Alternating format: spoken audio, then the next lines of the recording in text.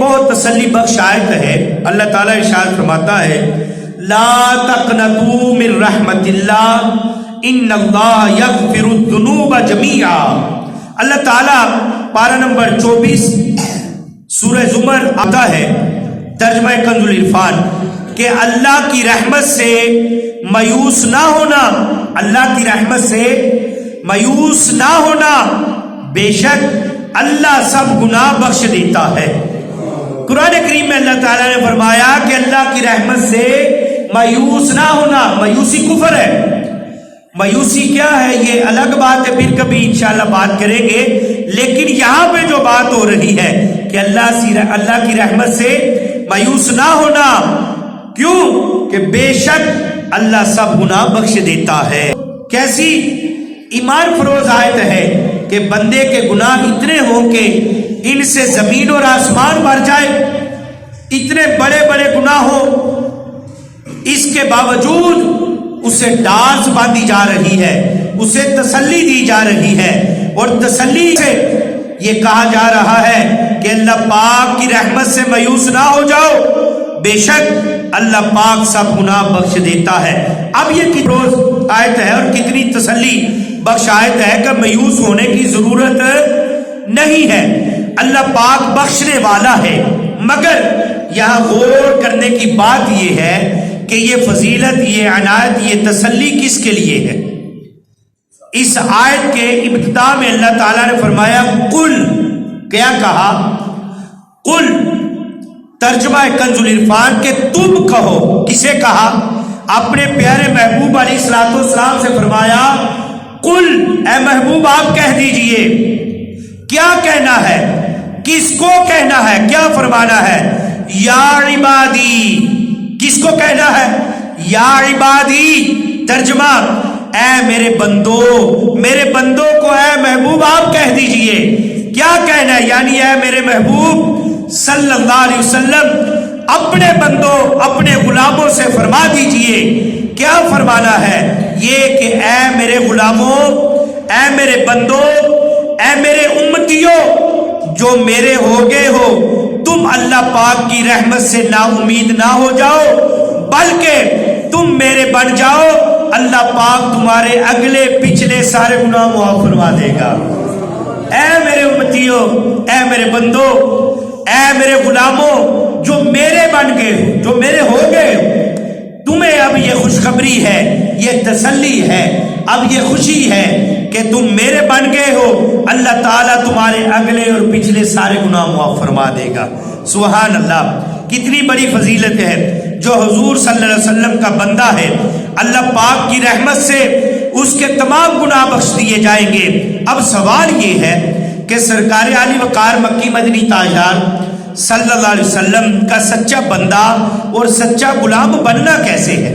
بات تو ہے نا جی کہ اب آقا کریم علیہ الصلوۃ والسلام کا غلام سچا اور پکا بننا کیسے ہے؟ اب اس کے لیے حدیث پاک سنیے. رسول ذیشان مکی مدنی سلطان صلی اللہ علیہ وسلم نے فرمایا انا حبیب اللہ تعالی والمصلی علی حبیبی.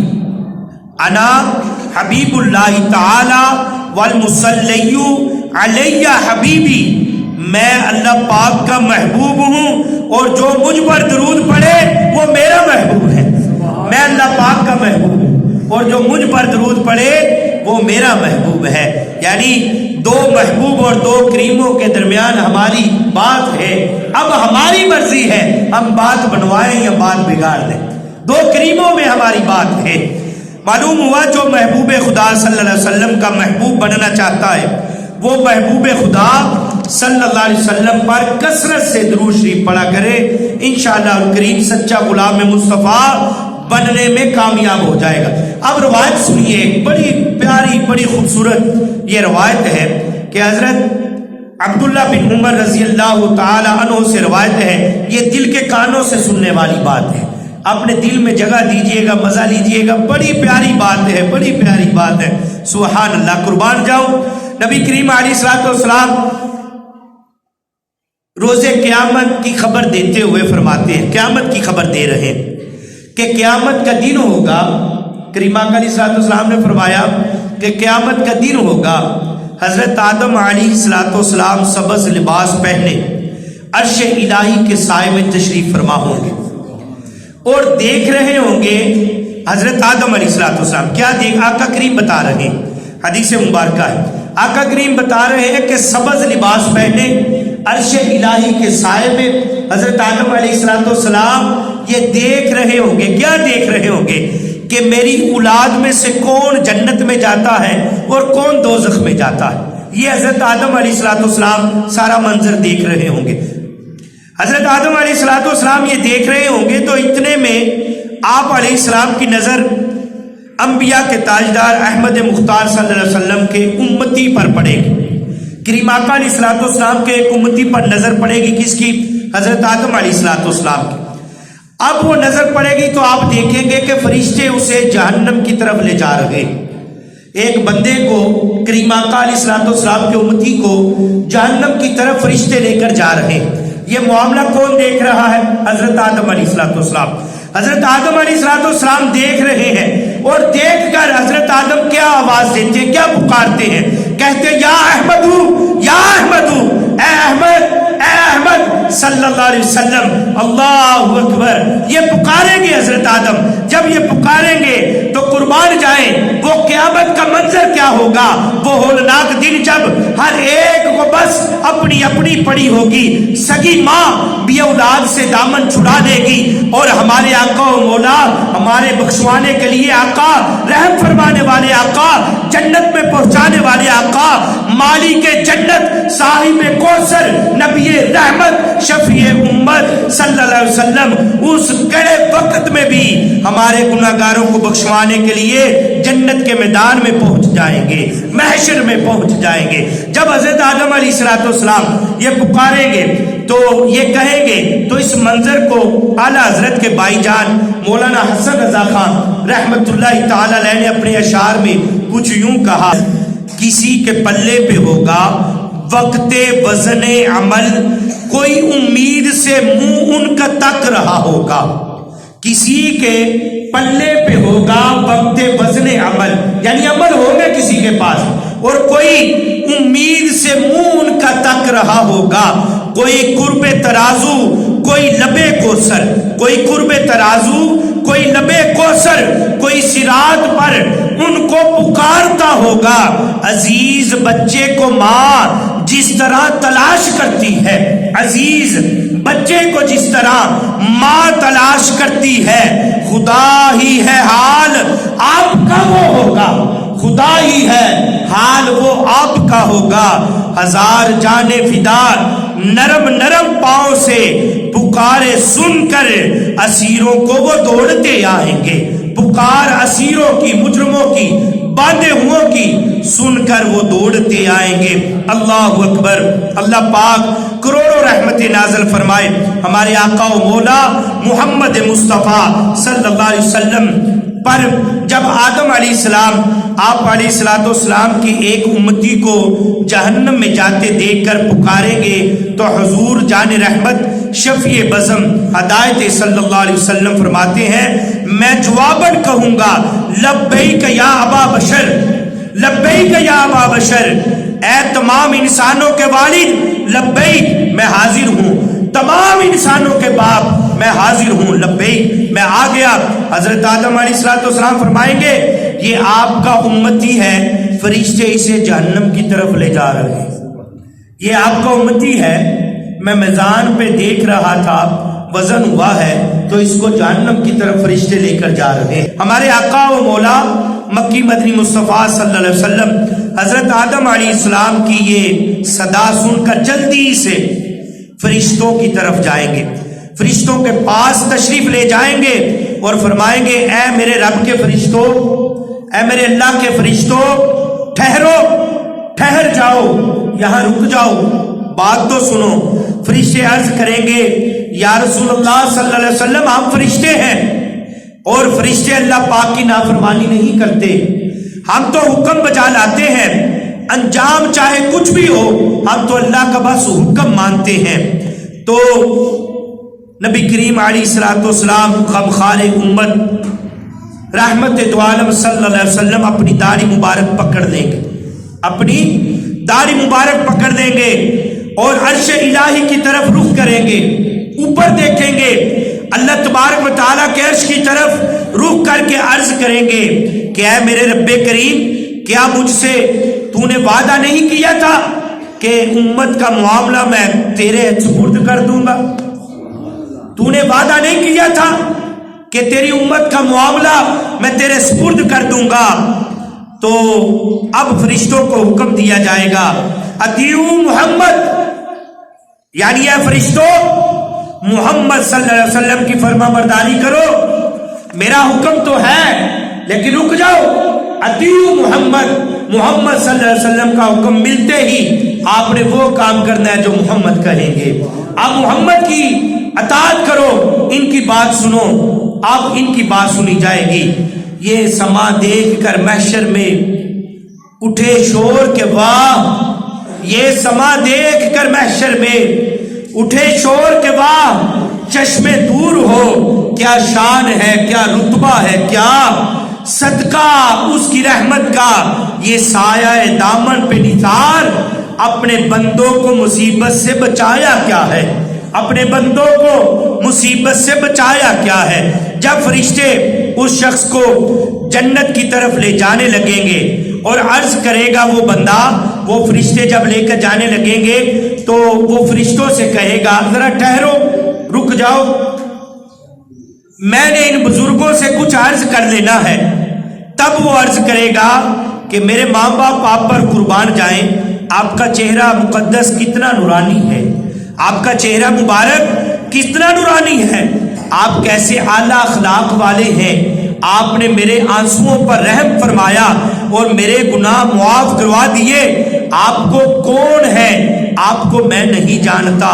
इरशाद होगा मैं तेरा नबी मुहम्मद सल्लल्लाहु अलैहि वसल्लम हूँ और ये तेरा दरूद पाक था जो तूने मुझ पर पढ़ा था, मैंने उसे आज के दिन के लिए महफूज करके रखा था, मैंने इस दिन के लिए बचा के रखा था कि आज के दिन के लिए, और ये मेज़ान पे वो पर्ची रखी है जो तूने मुझ पर दरूद पढ़ा था, तो फरिश्ते उसको जन्नत में लेकर जाएंगे। वो पर्ची जिसमें लिखा था दरूद उसने कभी पढ़ा था, ये वो पर्ची जिसमें लिखा था दरूद उसने कभी पढ़ा था, ये उसकी नेकियां उसके पलड़े में आ गई है। अब वो पलड़ा भारी हो गया, उसको जन्नत की तरफ ले जाया जा रहा है। प्यारे इस्लामी भाइयों, ये दरूद पाक बहुत आला वजीफा है, इसकी इतनी बरकतें हैं, इतनी बरकतें हैं, सुभान अल्लाह। दुनिया और आखिरत की कोई परेशानी हो, दरूद पाक इसका बहुत आसान हल है। हजरत अबई बिन काब रजी अल्लाह ताला अन्हु आप फरमाते हैं कि मैंने अर्ज किया रसूलुल्लाह सल्लल्लाहु अलैहि वसल्लम से कि मैं आप पर कसरत से दरूद पढ़ना चाहता हूँ, अब आप इसके लिए अपने इरादो वज़ाइफ के औकात में कितना वक़्त मैं मुकर्रर करूँ जो आप पर दरूद पढ़ूँ। हज़रत रज़ी अल्लाह ताला अन्हु ने करीम आका से पूछा, या रसूलल्लाह सल्लल्लाहु अलैहि वसल्लम, मैं जो विर्दो वज़ाइफ करता हूँ उनमें से आप पर कितना दरूद शरीफ पढ़ूँ? तो करीम आका अलैहिस्सलाम ने फरमाया, जितना तुम चाहो, अगर ज्यादा कर लोगे तो तुम्हारे लिए बेहतर है। अब आप फरमाते हैं मैंने अर्ज किया आधा, फरमाया कि आधा वक्त मैं वज़ाइफ कर दूंगा और आधा वक्त दुरूद शरीफ पढ़ दूंगा। तो नबी करीम अलैहिस्सलाम ने फरमाया, तुम जितना ज्यादा कर लोगे ये तुम्हारे लिए बेहतर है। कहते हैं मैंने अर्ज किया कि 2/3 हिस्से कर लेता हूं, अब 2/3 हिस्सा वजीफा करूंगा और 2/3 हिस्सा मैं आपके ऊपर दुरूद शरीफ पढ़ूंगा। तो आप अलैहिस्सलाम ने फरमाया कि तुम जितना ज्यादा कर दोगे ये तुम्हारे लिए बेहतर है।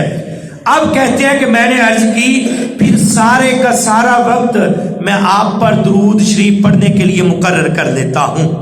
साहबी रसूल है, आप फरमाते हैं कि सारे का सारा वक्त आप पर दुरूद शरीफ पढ़ने के लिए मुकर्रर कर देता हूं। तो नबी करीम अलैहिस्सलाम ने फरमाया, अगर तुम ऐसा करोगे ये तुम्हारी परेशानियों को कफायत करेगा और तुम्हारे गुनाहों के लिए तुम्हारे गुनाहों को मिटा देगा। अब ये बात याद रखिए, हदीस मुबारका में है کہ تمہاری کفایت کرے گا پریشانیوں میں۔ کریم آقا علیہ السلام فرما رہے ہیں کہ تم سارا وقت دروشی پڑھو گے تو تمہاری کفایت کرے گا اور تمہارے اجر و ثواب کے لیے یہ کافی ہے، تمہارے لیے یہ کافی ہے۔ سبحان اللہ۔ ایک بندے کو دو فکریں ہوتی ہیں، ایک بندہ کوئی بھی انسان ہے اسے دو فکریں ہوتی ہیں، ایک دنیا کی اور ایک آخرت، دو ہی ہے نا جی، ایک دنیا کی، آج کل ہمیں دنیا کی زیادہ اور آخرت کی تھوڑی کم، لیکن ہے فکریں دو ہی، ایک دنیا کی اور ایک آخرت کی۔ اب دیکھیے کہ دنیا بھر کی ساری فکریں ختم ہو جائیں گی، آخرت کی بھی ساری فکریں دور ہو جائیں گی۔ مثلا بیماری ہے تو دروشی پڑھیے، تنگ دستی ہے تو دروشی پڑھیے، اولاد کے خواہش مند ہے تو دروشی پڑھیے، قرضہ چڑھ گیا ہے تو دروشی پڑھیے، روزگاری نہیں مل رہی تو دروشی پڑھیے، نوکری نہیں مل رہی، نوکری نہیں لگ رہی تو دروشی پڑھیے، امتحان میں کامیابی چاہیے تو دروشی پڑھیے، نیک بننا چاہتے ہیں تو دروشی پڑھیے، مشکلات کا حل چاہتے ہیں تو دروشی پڑھیے۔ غرض کے ہر مشکل، ہر پریشانی کا، ہر غم کا، ہر خوف کا حل ایک ہے، وہ ہے درود شریف۔ وہ کیا ہے؟ درود شریف۔ کریم آقا علیہ السلام نے فرمایا کہ درود شریف پڑھیے۔ اب ایک حقائق سنیے کہ ایک نیک شخص تھا، اس نے کسی سے 3000 دینار سونے کے سکے لیے، قرضہ، تاریخ مقرر ہو گئی، یہ ہوا واقعہ یہ آیا اس کے ساتھ کہ اس کا کاروبار ٹھپ ہو گیا، بند ہو گیا، غربت چھا گئی، تنگ دستی آ گئی، اب قرض لٹانے کا وقت بھی آ پہنچا۔ ادھر جو قرض خواہ تھا، جس نے قرض لینا تھا، اس نے مطالبہ شروع کیا کہ میرا قرض واپس کرو، میرا قرض مجھے دے دو۔ اس کے پاس دینے کے لیے کچھ نہ تھا، کہاں سے دیتا؟ چنانچہ بیچارہ قرضدار تھا تو کاروبار بھی بند ہو گیا، 3000 سونے کے سکے اس نے دینے تھے۔